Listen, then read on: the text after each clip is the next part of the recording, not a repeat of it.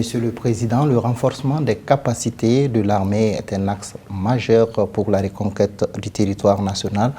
Où en sommes-nous justement aujourd'hui en termes de réorganisation de l'armée, de recrutement et de formation, et bien entendu également en matière d'acquisition de matériel?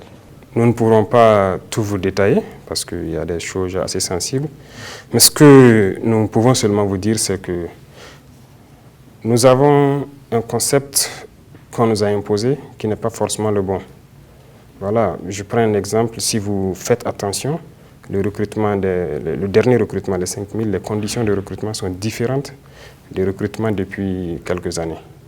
Parce que nous sommes posés juste quelques questions simples que vous pouvez vous aussi vous poser. Alors, lorsqu'on veut recruter un soldat, on dit qu'il faut le CEP.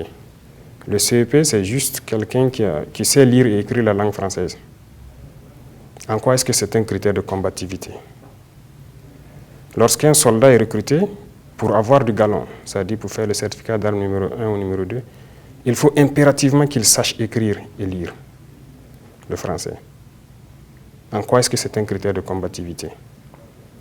Donc c'est ce que nous avons vu et nous avons compris que la combativité, être combattant, n'a rien à voir avec le diplôme. Les terroristes, tels qu'ils sont, ils n'ont pas le premier diplôme militaire, ils n'ont pas. Mais ils combattent de grands diplômes.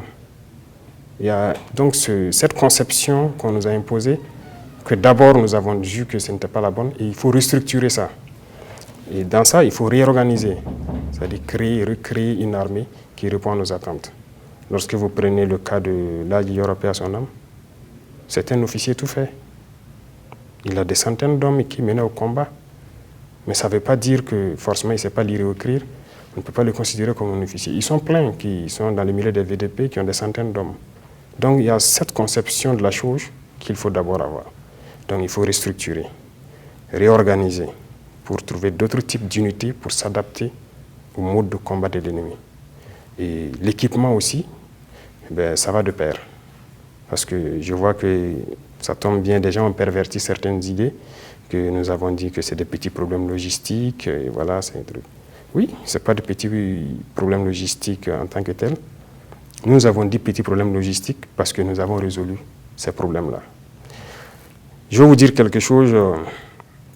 Quand vous prenez le côté équipement, alors, il n'y a pas bien longtemps, nous étions là, nous voyons. Dans l'armée, peut-être vous allez trouver 4 à 5 soldats, peut-être pour une Kalachnikov. Lorsque les gens sont sur le terrain, ceux qui partent les relever venaient s'entasser à Fada, à Kaya, pour attendre que d'autres ramènent les armes et les moyens avant qu'eux ne repartent. Même les équipements individuels, gilets, casques et tout. Mais en quelques mois, nous avons résolu ce problème. Aujourd'hui, nous sommes en mesure, chaque soldat est en mesure d'avoir une Kalachnikov, ses 4 chargeurs, gilet, casque. Ça, c'est résolu. C'est ça le petit problème logistique. Mais bon, on nous a longtemps fait comprendre que c'est difficile d'avoir les armes, c'est ci, c'est ça. C'était du mensonge, je peux dire. Nous l'avons acquis en quelques mois, les gens sont équipés, les VDP qui sortent par milliers, et vous voyez même ceux qui sont un truc, ils sont équipés, formés, gilets, casques, armes, vous remarquez sûrement à travers les reportages sur le terrain, ils sont équipés. Donc, ça va de pair, et l'équipement tactique et l'équipement stratégique, ça vient. Voilà pourquoi nous disons que nous sommes à l'introduction, parce que nous sommes peut-être à 1/10 de ce que nous souhaitons. Voilà.